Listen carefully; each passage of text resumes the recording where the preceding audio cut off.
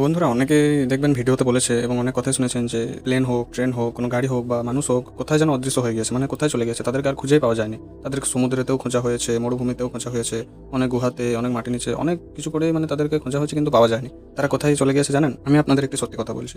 দেখুন, আমাদের এই বিশ্ব ব্রহ্মাণ্ডে, আমাদের মহাকাশের মধ্যে এমন অনেক পোর্টাল আছে, ঠিক আছে, সিক্রেট একটি ইলিউশন, মানে ইনভিজিবল, ঠিক আছে, অদৃশ্য পোর্টাল আছে অনেক। তো সেইগুলি মানে ধরুন যেমন ব্ল্যাক হোল আছে, হোয়াইট হোল আছে, ওয়ার্ম হোল আছে, তো সেরকমই অনেক পোর্টাল আছে, ঠিক আছে, এদিকে ওদিকে ছড়িয়ে ছিটিয়ে পোর্টাল আছে। আর আমাদের এই সোলার সিস্টেম তো স্থির নয়, পৃথিবী হোক, চাঁদ হোক, সূর্য হোক, সোলার সিস্টেম গোটাটাই স্থির নয়, ঘুরতে ঘুরতে ঘুরতে ঘুরতে স্পেসের মধ্যে ভেসে বেড়াচ্ছে।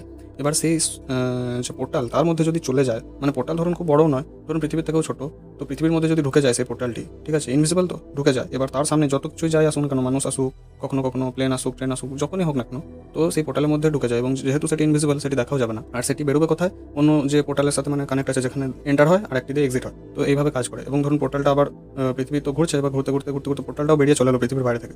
তো তারপর আর আমাদের মানে কিছু বোঝার ক্ষমতাই থাকে না, এবং অবভিয়াসলি স্পেসের মধ্যে সব কিছু ঘুরছে, সব কিছু ভেসে বেড়াচ্ছে।